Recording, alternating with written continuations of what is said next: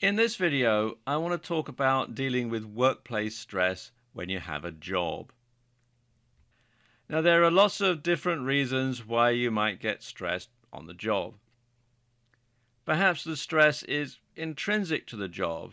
You could have poor working conditions. You might work in a fairly dilapidated building, or the heating and cooling might not be very good. Perhaps it's in a bad neighborhood and you have to walk down a dark alley to get to it. That can be very stressful. Maybe there are time pressures. There's never enough hours in the day to actually do your job properly. Perhaps you've got an excessive workload. There's just too much work to do in the time that's available. Maybe there's low pay. Perhaps you're struggling to make ends meet and working all the hours that there are, but you still don't manage to have enough to pay your bills at the end of the week, and that can be very, very stressful. Or there might be dangers. You might have a dangerous job. You might work at heights, or you might be a truck driver driving a dangerous load, or you might be a police officer or somebody on the front line where you come into contact with dangerous people or dangerous situations. And that can be very stressful because, again, you're suppressing the fight or flight reaction that's hardwired into your brain. Or there might be a problem with your role in the organization. Your job might be sort of fairly ambiguous. You never really know what you're supposed to be doing or who you're supposed to be reporting to and that sort of thing. And I'm sure everybody watching this has been in this sort of situation at some point where you never really know what you're supposed to be doing until you get told off for not doing it, that sort of thing. And that can be very stressful. There might be some sort of role conflict. You might be having to do two jobs that are not particularly compatible, and you have to find a way to find some sort of a middle ground, but there doesn't ever seem to be that, and so that can be very stressful. Perhaps you're responsible for the actions of others. Perhaps you have to farm things out to another company or another department, and then when they don't do it properly, you're the one who gets it in the ear. That sort of thing does happen quite a lot. Maybe there are divided loyalties where you work. Perhaps you've got someone who you're very friendly with, but they're not doing a very good job, and you've then got to try and balance your friendship with this person with your job and your role within the organization, and that can be very difficult and stressful. Or it could be that you just simply feel that you're underappreciated. Nobody really appreciates the job you do. You put in the hours, you do the work, and there's always some kind of problem, and that can be very, very stressful. Another stress point within workplaces can be career development. Perhaps you've been over promoted. You've been promoted to a job that you didn't really want, but you felt that you couldn't say no, and you're not doing the job very well. Perhaps you've not received the right amount of training, or you just simply find that you're more of a doer than a thinker, or more of a thinker than a doer, that sort of thing. And you find that you're having a hard time coping, and that can be very stressful. Likewise, under promotion, if you feel that you deserve better than you're actually getting, but you're simply stuck in a rut and you really feel that you should be moving on, but you're not able to do it, then that can be stressful. And that relates to the next topic here, job boredom. If you've been doing the same job day in, day out, and you're just bored stiff with it, then that can be very stressful as well, especially if you don't see any way out. Lack of job security can also be very stressful. If you've ever worked for a company that's in financial difficulty, you'll know exactly what I mean. You don't know whether you'll have a job tomorrow, if when you turn up your key is going to fit the lock, or whether the building's been repossessed, and you don't know how you're going to pay the bills if the company goes bankrupt, that sort of thing. That can be very stressful.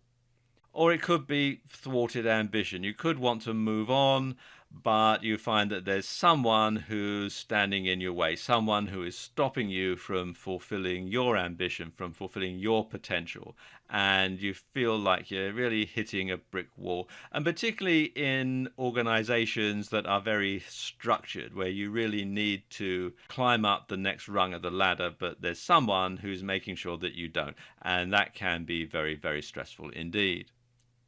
Then, of course, there could be problems with relationships at work. You could have a conflict with your boss or subordinates or co-workers, people that you need to get on with, but you don't. You might have a boss who's very demanding and finds fault with everything. You might have subordinates who don't listen to you. You might have co-workers who are uncooperative or always dump all the rotten jobs onto you, that sort of thing.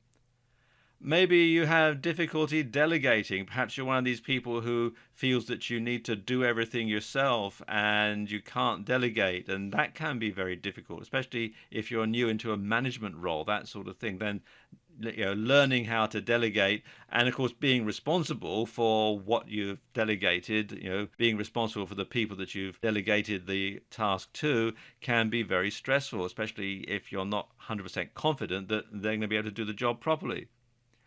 And of course, our old friend office politics can be very, very stressful, especially if you work in one of these offices where there's lots of gossip and backbiting and that sort of thing goes on, especially if you work for a big company where this sort of thing tends to be prevalent. And that can be very stressful because if you fall out with so and so, then they're going to make your life difficult further down the line.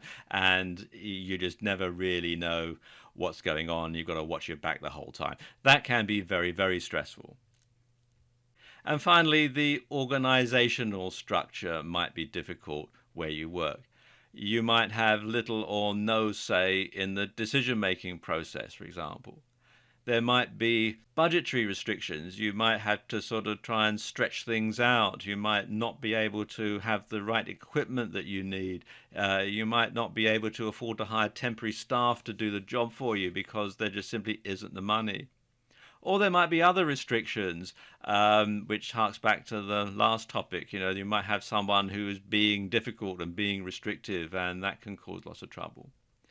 There might be poor communications, things that you ought to know, but you're not being told, and then you don't find out until it's too late, and then there's more problems, and so on and so on and so on.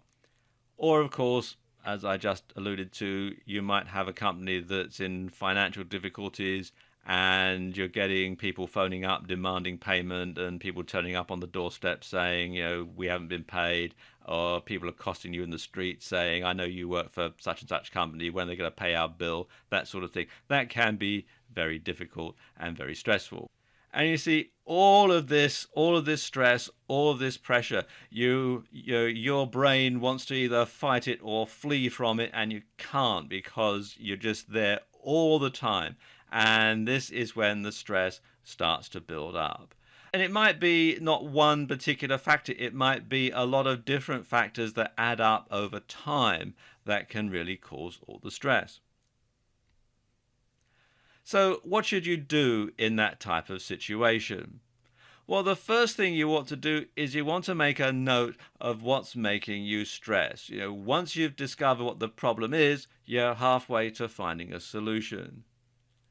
Then you need to develop healthy responses to that. That might be some type of relaxation technique. It might be some way of perhaps if you're in a big organization and somebody's giving you a hard time and it's not really your problem, you can kick the problem upstairs, to coin a phrase, and pass the problem on to somebody else.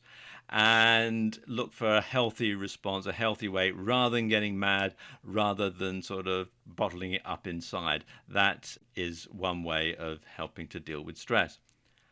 And of course, you need to change what you can change, and you need to manage what you can't change. Particularly if you're in a subordinate role in a company, there's lots of things you can't change. You can't change the actual corporate nature of the business, but you can manage how you deal with it. And the best way to do that is to talk to your superiors. Talk to your boss, tell him or her what the problems are, tell them that you're having such a hard time, and perhaps together you can come up with a solution. But of course, at the end of the day, if all else fails, if you just find you're under too much stress, then find another job. I know in difficult economic times that's easier said than done, and it can be hard to find another job. But bear in mind, your health is very important, and if you suffer the effects of stress, on your health, which we're going to talk about in another video, then quite frankly, money isn't worth having poor health. You need to find some other way of making a living that isn't quite so stressful. Now, a lot of people, when they're in a job, think, well, if I had my own business, that wouldn't be quite so stressful. Well, perhaps and perhaps not. And we'll talk about that in the next video.